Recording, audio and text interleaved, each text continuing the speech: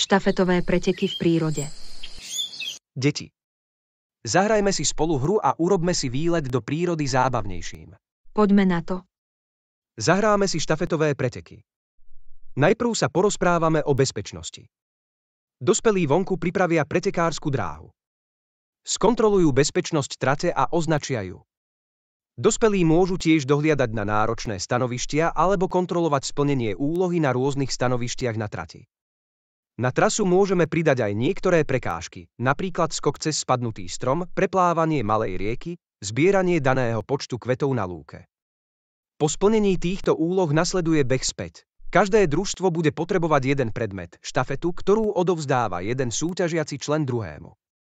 Nepoužívajte nič ostré. Teraz sa hráči rozdelia do 2 alebo viacerých tímov. Počet členov tímu je dobrovoľný.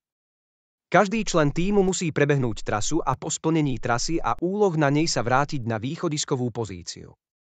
Keď hráč dokončí svoju trasu, odovzdá štafetu ďalšiemu členovi tímu. Potom môže ďalší člen tímu začať preteky. Vyhráva tím, ktorého všetci členovia dokončia trasu ako prvý. Dobre sa bavte, priatelia, a nezabudnite byť